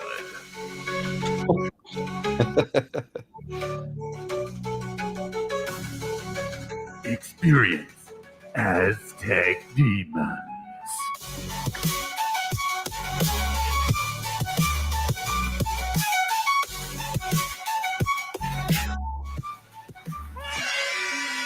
Love, Blood, and Aztec Demons, an anthology of lost films by Mexican director Juan Francisco Moctezuma II.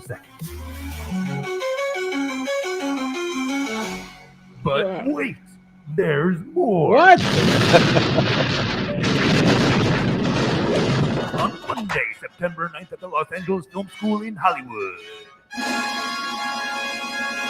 Experience the climactic ending to the Moctezuma saga in this reenactment of the infamous Lucha Battle for Love from 1977 between Moctezuma and his nemesis, the Scorpion.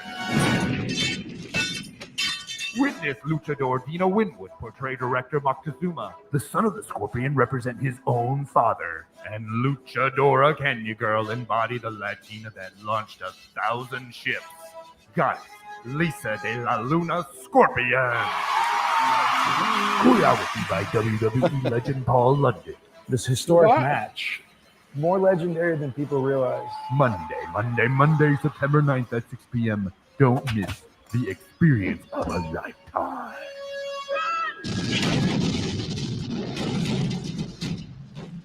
That's awesome. It's a lot, right? I like over the top. Over the top. Well, you know, it's Yeah. luchadores, you know? Yeah, right. It's always Yeah. over the It's top, so and we it's love over it. the top. Yeah. Oh, that's awesome. School in So that's going to Hollywood. be, so there you go, guys. It's Monday, September the 9th, 6 p.m., Los Angeles Film School. Now, are tickets on sale now if they go to the Yes, website? it's a free event. We just need you to RSVP. And yeah, on my website there was an RSVP sign there. Let me see if I can pull it up. It's just an Eventbrite thing. Yeah, it's right on top of it. Let me show that then. Hold on one second, because I am super techie. You guys don't even know. Said boom. So if you go right on top of it, you'll see it. It's right there, right? RSVP. Yeah. Right there. Boom. You can RSVP all you want. And like I said, if you're not in the LA area, we are looking to try to do something in Chicago. So keep an eye on the website, follow our social media handles and stuff, and you'll probably hear about it. Nice. So this is awesome. What made you check it out? Check out Moctezuma or Yeah. So what made you delve into this lore? So like I said, I started with my grandfather, and when I went to grad school, I was trying to find a project to do, and that's when I first came across like an original print of one of his movies. Like word kind of got around that I was a big Moctezuma fan, and so the pictures that you saw in the thing of like the old rusty film cases, those had some of the Moctezuma movies in it, and someone brought them to me, and I was like, I don't know what to do with these. Like, so like I that's when I kind of started. Like, I don't know much about the restoration process, but like I found the people that do know how to do it. There's actually, I went to grad school in Chicago. So Indianapolis, they have like a restoration place there that I went to and worked with them. And then of course there are a lot here in LA. And then it just became fun and interesting. And, as I would restore one, I would really do a festival circuit with it and everything, and just try to bring awareness back to him. So, yeah.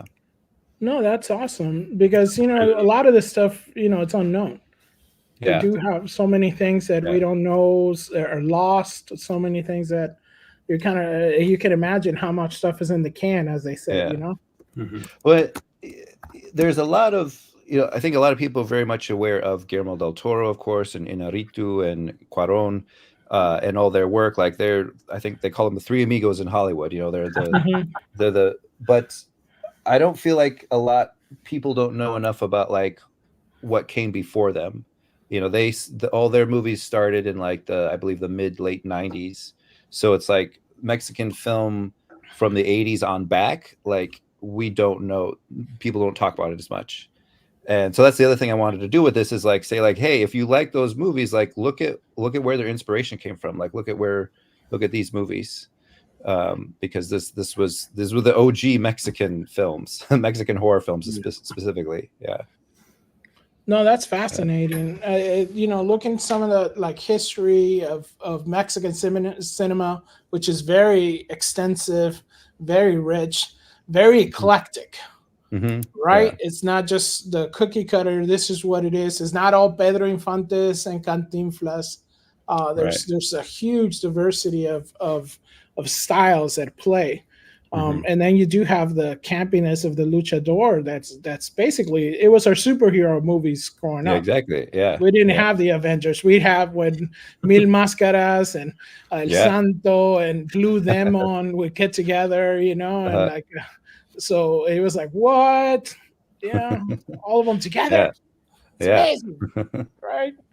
So I love this. I love that you were able to go back, get this history, and we're able to piece it together. And now you're also doing the event, which you're bringing in, family members. You're bringing in people that know of them. You're recreating an epic kind of like standoff battle. Because when's the last time you have a director that's also a luchador? I mean, that's crazy. Well, that was the interesting part of that story. So without giving too much away, like what happened. So Moctezuma made that movie. I mentioned the Hollywood movie, 1000 Paths of Death. And then he wanted to pitch it to Lisa. But at that time, Lisa was such a huge star that he couldn't get to her. It's like, imagine now if like, it's trying to get to a message to Jennifer Aniston to say, hey, do you want to be in my movie? She'd be like, who the hell are you?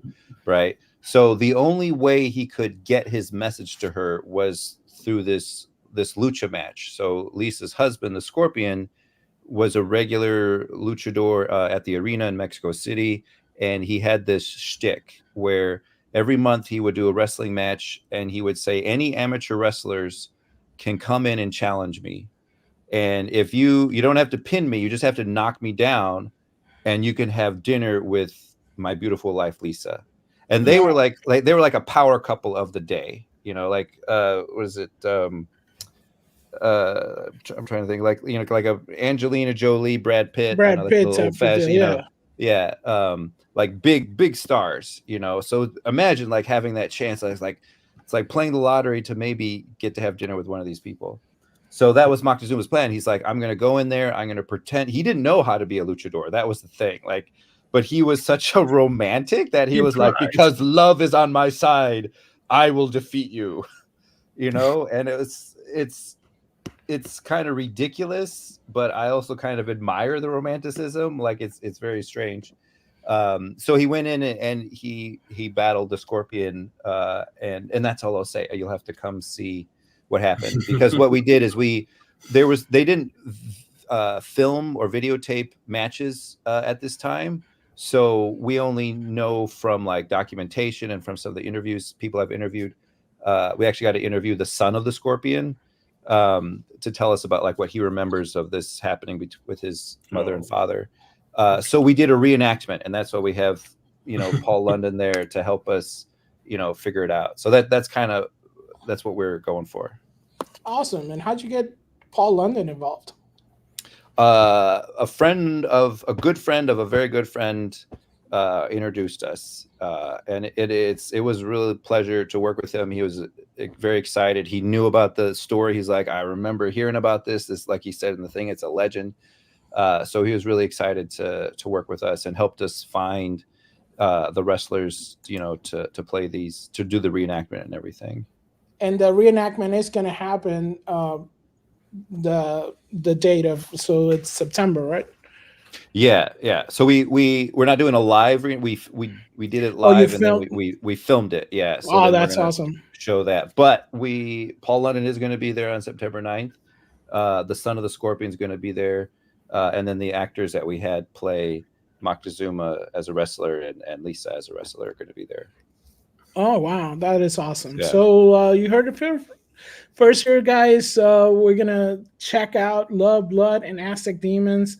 Yeah, we'll definitely, once you showcase it, maybe when you're starting, we got to get you back here and maybe we can maybe get some of that footage from the event and check it out, because it sounds so much fun. And if you go to the website, guys, Elridge does have all his information on the top. You'll be able to see his all his handles. I guess you're on Instagram. You're you're not on X. I heard that. So you have your Instagram link. You have your YouTube link. Yeah. So right here, if you saw his IMDb page, Facebook page, and Instagram, and the YouTube page right here. So if you go right to the website, like I said, link is on the description. So if you guys have it right there, you can check it out. I'm highlighting it right now, but you can click it right from the link that I just posted, and you're able to go straight to the website and show some love, because, hey, Latinos, we're all about love and how much we love Lucha Libre, man. I love it. Thank you so much, Elridge. And thanks for having me. It's so much fun having you on. It's like a pleasure having and checking out, because most of the time we look at trailers and we bag on them and all stuff, but we know that it's such a hard process to actually create a movie.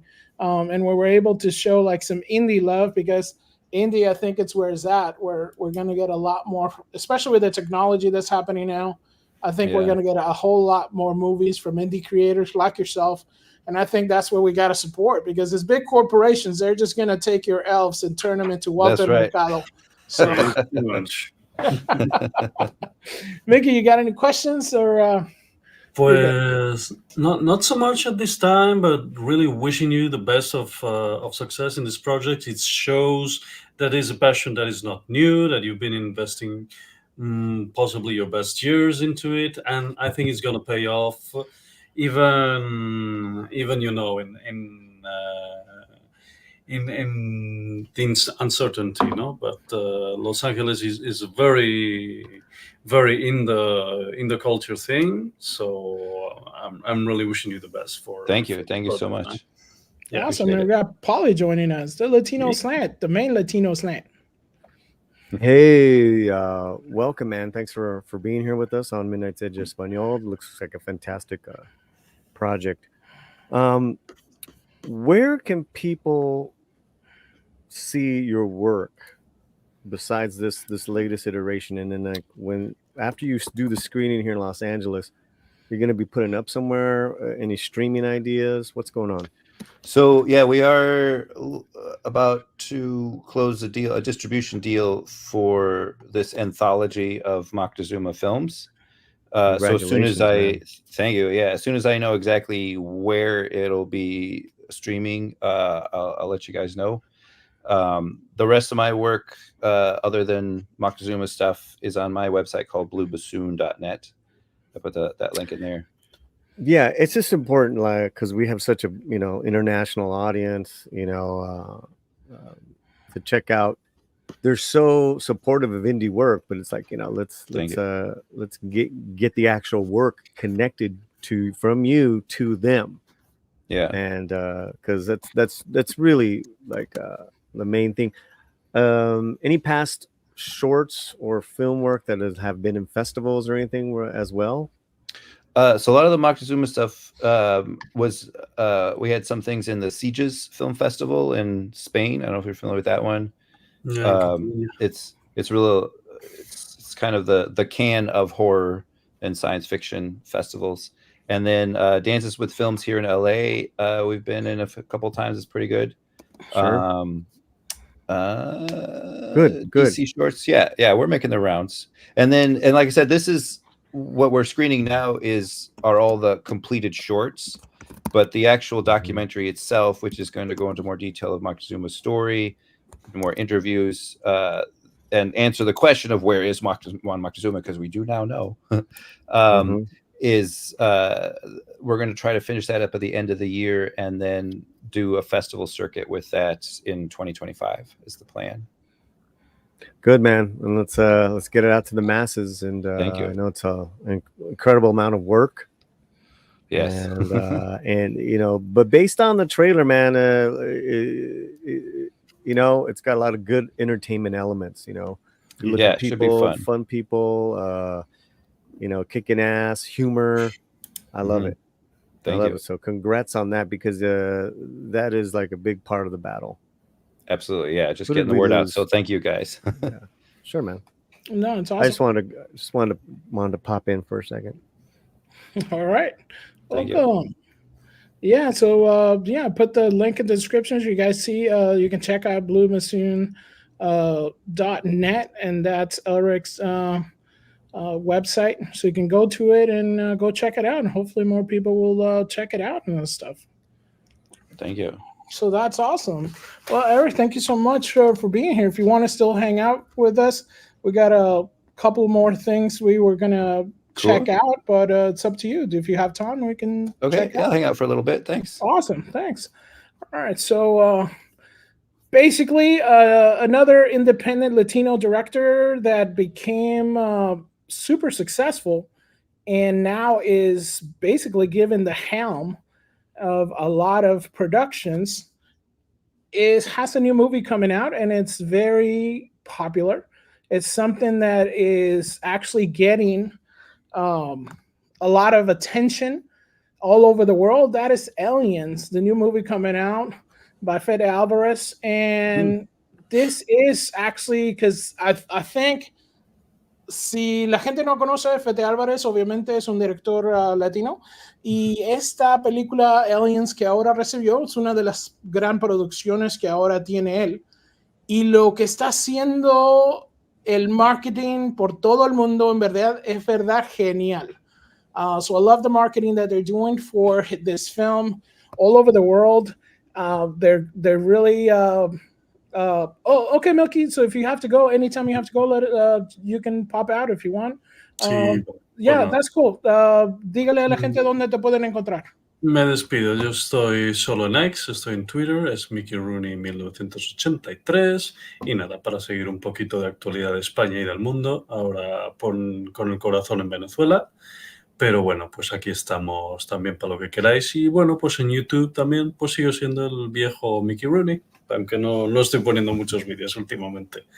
Pero bueno, thank you guys for having me, and I will talk to you later.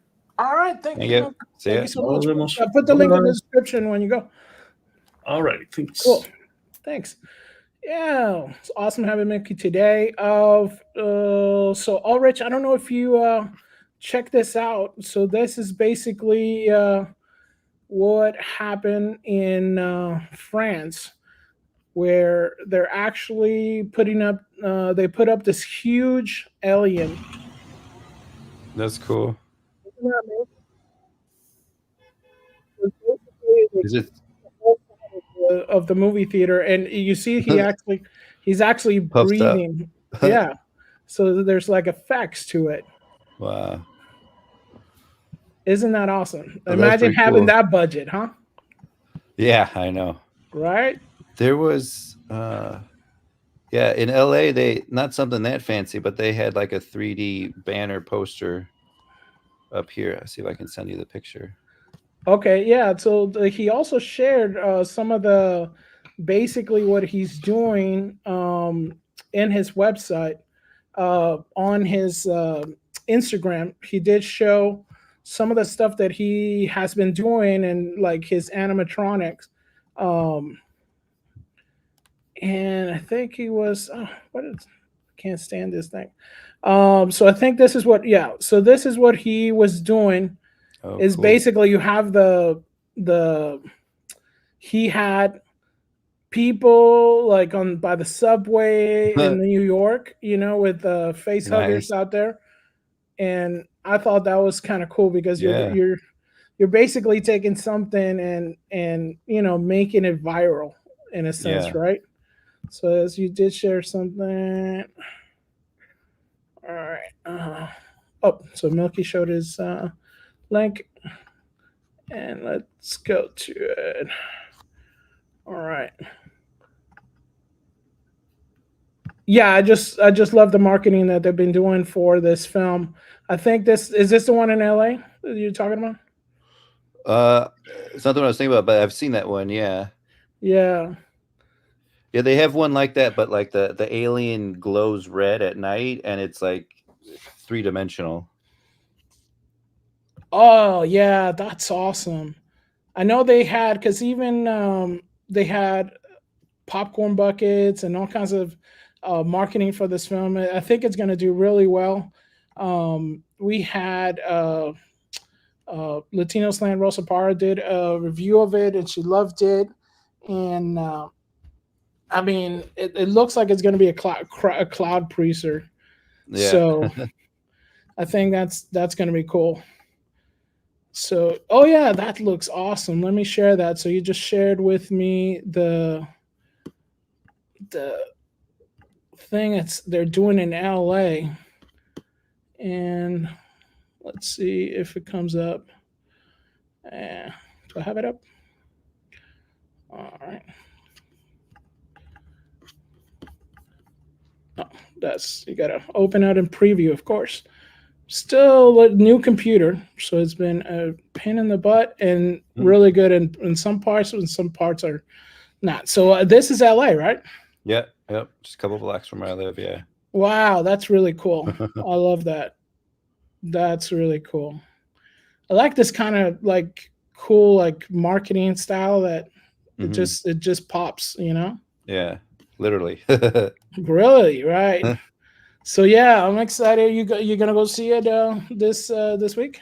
Yeah, I think so. Yeah, check it out. Yeah, I think it's gonna be fun. Another movie that is making the rounds and a lot of excitement for it was the Moana 2 trailer. I don't know if you saw this. So we're gonna get a Moana 2 and we're gonna check out the trailer. Hopefully, let's see what happens.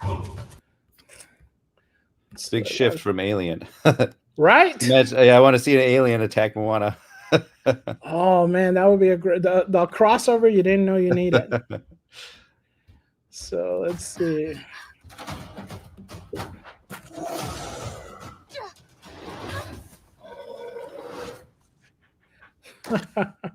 You wanted to come this time. Oh, got some music on it. You were gone forever. It was Super cute. Where are we going? Before Maui stole Te-Fiti's heart, our ancestors wanted to connect our island to all the people of the entire ocean. Oh, it's my job as a wayfinder to finish what they started. Moana, show our people just how far we'll go. Now this, I gotta say, I'm very surprised how good it looks. I had a lot of people say that it was not gonna be that great because I don't know if you know this, but basically they actually use not the main Disney studio, but it's one in Canada to do part of to finish it up. Okay, it was supposed to be originally like a Disney Plus series. Interesting. And they turned it into, they got The Rock back to reprise the role of Maui, and they were also able to get Lin-Manuel to do some new songs for it. Cool. And everybody thought it was going to be super rushed, but it does look great. Yeah. It does have that kind of glow to it that I think it looks pretty phenomenal. Yes, you got that glow. You go. This is a call from the ancestors. Hidden in a terrible storm, it's an ancient island. Setting foot on its sands would break the curse, bring our people together again. I know what I have to do. Moe, I could really use your help.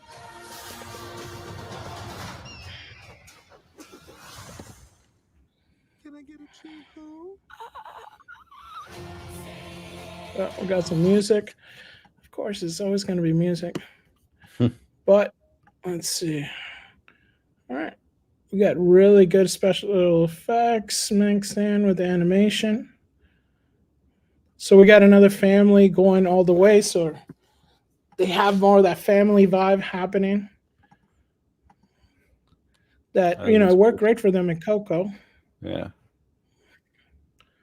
Yeah, I gotta say the animation does look pretty good. The effects are really, really good. The expressions are there. I mean, the kids are super cute. This is looking really great. Yeah. If they can pull it off, this will be their $1 million hit. It looks like. And it's just Moana going on a journey. Que piensan ustedes? It looks good. They're gonna sell toys, that's for sure. Right. Stuffed animals. Stuffed animals, yeah. That's what you need, Alaric. You need some stuffed animals in the luchador. Is it any plushies? Any plushies? I got ideas for action figures, but yeah, I should come up with some plushies. Yeah, you should do some plushies and stuff to see what's happening on that. Yeah. But yeah, that's it looks like that's going to be Moana. It looks like it's really really popping. I do think there's going to be a pretty good. It looks like Nice. it really they're having it together. So I agree on that one. Yeah. That's Terry saying. So it looks better than any of the last few Marvel, Star Wars, and Indiana Jones movies. Yes. Yes, it does. It's looking really, really good. But yeah, so yeah, that's our thing. So yeah, we got to thank you, Alaric, for hanging out with us today on the show. Thanks for having me. Super fun. Appreciate it. And I got your link in the description to your website. So guys, check out Alaric. All his socials and stuff is right there. bluebazoon.net. You can click on that link and it'll take you right to his website. Thank you for hanging out with us, man. Thank you. Yeah, thanks for having me. Fun. Yeah. So thank you everybody for joining us. We're going to do a member stream soon. Keep on the community tab, and it's going to show you guys where our new member hangout is going to be, and it's going to be soon. So thank you so much, everybody. And now it's time for some Chihuahuas in Spain. Thank you. Chihuahuas in Spain. Chihuahua in Spain. No fluff given. Chihuahuas. Chihuahuas. Chihuahuas.